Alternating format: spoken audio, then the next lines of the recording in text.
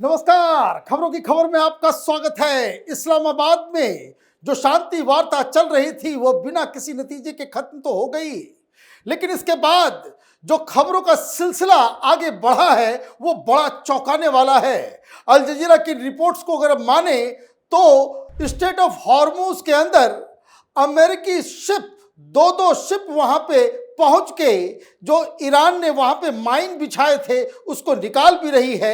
और साथ ही साथ एक और बड़ा डेवलपमेंट ये हुआ है कि पाकिस्तान ने अपने फाइटर जेट्स सऊदी अरब में तैनात कर दिए हैं। मतलब अमेरिका और इजराइल की तरफ से पाकिस्तान अब इस युद्ध में शामिल होने वाला है।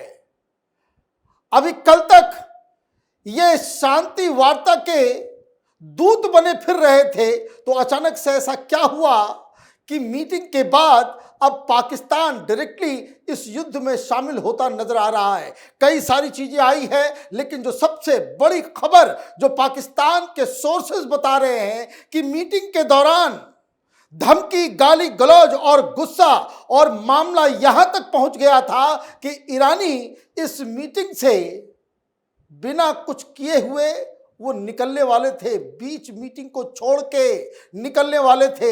लेकिन फिर भी पाकिस्तानियों के कहने पे ईरान का डेलीगेशन वहां बैठा रहा और कोई निष्कर्ष न पहले निकलना था न निकला। लेकिन अब ईरान का गुस्सा 7वें आसमान के ऊपर है। क्या खबर आ रही है इसको लेकर वो जरा देखते हैं। Negotiations between United States and Iran in Islamabad ended without an agreement after Tehran refused to accept Washington's core demand, a firm commitment not to pursue nuclear weapon or capabilities enabling rapid nuclear development. US Vice President J.D. Vance said the lack of such commitment prevented progress despite more than 21 hours of discussion.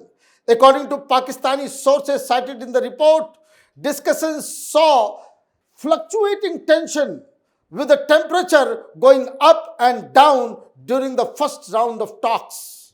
ये लीजिए, ये पाकिस्तान में ही बताया जा रहा है कि अंदर खाने जो है टेम्परेचर बढ़ रहा था, बहस हो रही थी, धमकियां दी जा रही थी और ईरान अमेरिका के दिए गए शर्तों को वो नहीं माना।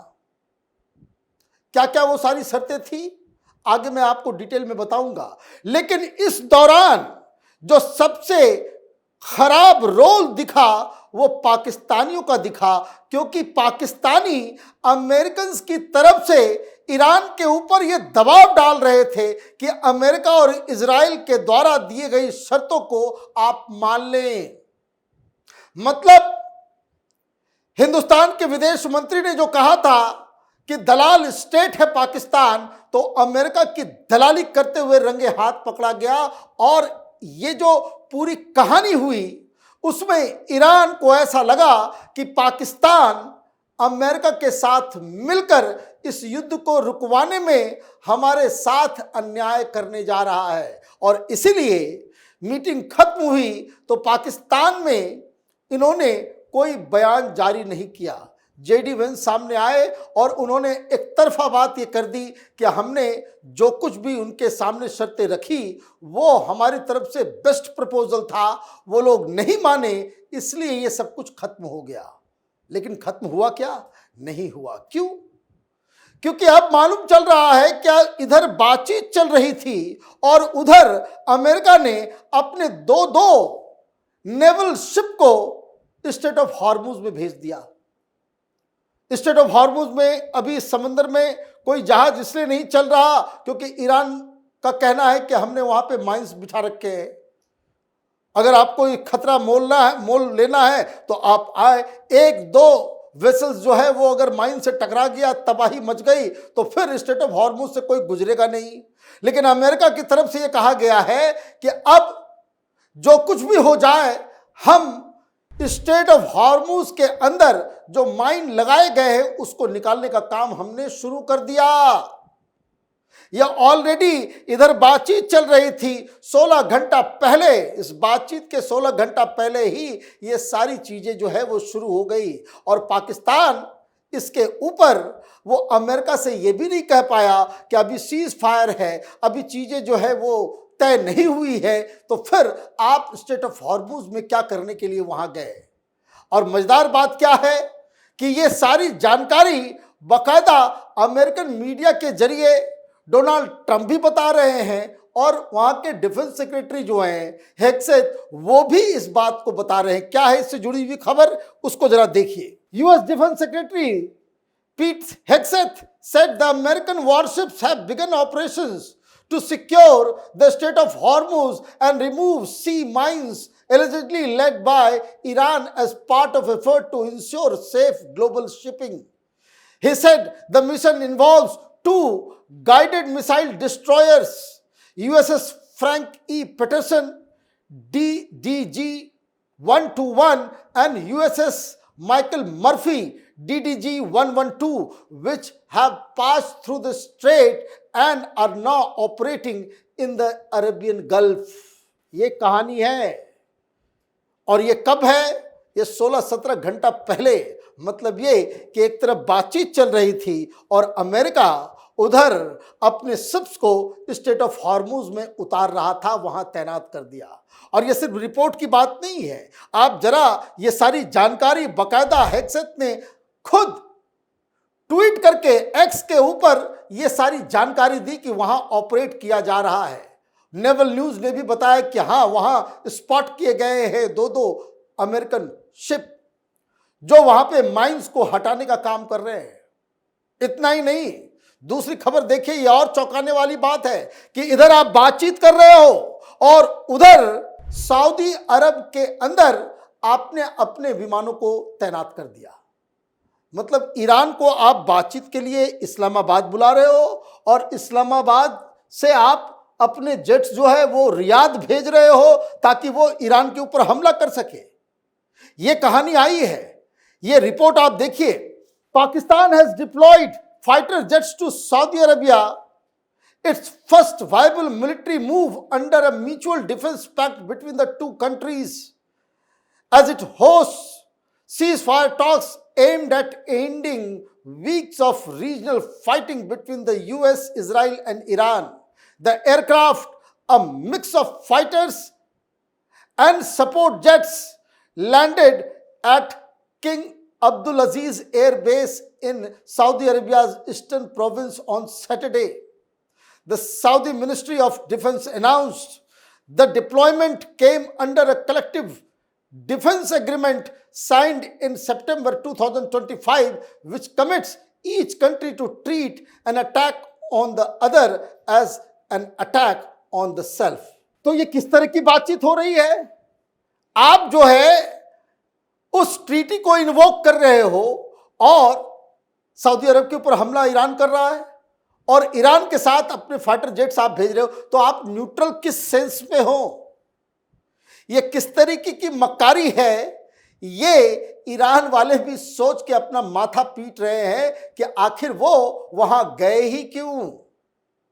इस्लामाबाद उनको नहीं जाना था। ये धोखा जो ईरान के साथ पाकिस्तान ने किया है वो एक अलग कहानी बयां कर रहा है। अब इस तरह का सिचुएशन है, क्या बातचीत के लिए इस्लामाबाद में आपने बुला भी लिया और उधर आपने शिप्स भी भेज दिए और पाकिस्तान अपने फाइटर जेट्स को सऊदी अरब भी भेज रहा है, तो ऐसे में क्या बातचीत होगी। और इसलिए ये 5 पॉइंट्स जिसकी वजह से ये बातचीत, ये करार नहीं हो सका, उसको जरा एक बार आप समझ लीजिए। पहला पॉइंट है rigid stance of US and Iran. दोनों ही अपनी बातों पे अड़ गए। वो बातें क्या थी? अमेरिका का साफ साफ कहना है कि न्यूक्लियर वेपन आप नहीं बनाएंगे और जो 400 केजी जो इनरिच्ड यूरेनियम है वो आपको हैंडओवर करना होगा। ईरान ने कहा नहीं। यूएस ने कहा कि आपको स्ट्रेट ऑफ हॉर्मुज छोड़ना होगा, ईरान ने कहा नहीं। ईरान ने कहा कि भाई आप जो है इजराइल को मना करें, लेबनान के ऊपर हमला नहीं करें, अमेरिका ने कहा नहीं। तो कई सारी चीजें हो गई और कोई 1 इंच भी, और वो ईरान कैसे झुके? आप एक तरफ हॉर्मुज के अंदर शिप भेज रहे हो, ये पाकिस्तान डुअल गेम खेल रहा है, तो यकीन करना तो बड़ा मुश्किल हो जाएगा। Number 2, Islamabad double standard. Islamabad बातचीत कर रहा है कुछ और, कह रहा है कुछ और, अमेरिकन से कुछ और आप कह रहे हो, ईरानियन को कुछ और। ये गफलत जो पाकिस्तानियों ने फैलाया, इस वजह से भी ये टॉक सक्सेसफुल नहीं हो पाया। Third, Israel strike on Lebanon. ये अलग कहानी हो गई कि आप बातचीत भी कर रहे हो, आपने पहले ही कहा था कि लेबनान के ऊपर आप स्ट्राइक रुकवाओ तब बातचीत करेंगे। पाकिस्तानियों ने कहा कि ठीक है आप आ जाओ, स्ट्राइक रुक जाएगा। ये लोग इस्लामाबाद पहुंचते हैं और स्ट्राइक चालू हो जाता है। तो ईरानियंस जो डेलीगेशन है वो अपने देश जाकर के क्या बात करेगा? क्या आपने कहा था कि लेबनान के ऊपर हमला होगा, हम बातचीत नहीं करेंगे? तो फिर ये लगता था कि भाई ये किस तरह से ये निगोशिएशन आगे बढ़ेगा, इसलिए भी फेल हो गया। State of Hormuz became a deal breaker. और स्टेट ऑफ हॉर्मुज जिसको लेकर के इतना बवाल था, अमेरिका ने साफ कहा कि भाई इससे आपको तो हाथ धोना होगा, आपको छोड़ना होगा। ईरान ने कहा नहीं। और पांचवा, ट्रस्ट डेफिसिट। और ये लाजमी भी है कि भाई आपके ऊपर कोई ट्रस्ट करे तो करे कैसे? आप कुछ कहते हो और करते हो कुछ और। अभी कह रहे हो कि भाई सीज फायर है, तो फिर आपने दो नेवल शिप को आपने वहां क्यों भेज दिया? क्यों आप सऊदी अरब जो है अपने जेट्स भेज रहा है पाकिस्तान? तो ये सारी चीजें मिला करके एक ही कंक्लूजन निकल रहा है, ये पाकिस्तानी ये ईरान के साथ डबल गेम करने की कोशिश कर रहे थे। और डबल गेम करने की कोशिश इसलिए क्योंकि ये सब दलाली में लगे हुए थे। ये मुनीर के सामने जो विटकॉफ और डोनाल्ड ट्रंप का दामाद बैठ गया, इसलिए पाकिस्तानियों को झुकना पड़ा। और पाकिस्तानी एक दलाल स्टेट की तरह, दलाल मुल्क की तरह अमेरिका के लिए दलाली करते हुए रंगे हाथ पकड़ा गया है। और इसलिए ईरान ने किसी भी चीज के ऊपर हामी भरने से मना कर दिया। आप देखते रहिए कैपिटल टीवी। हमारे वीडियोस को लाइक कीजिए, शेयर कीजिए और हमारे चैनल को सब्सक्राइब कीजिए। धन्यवाद।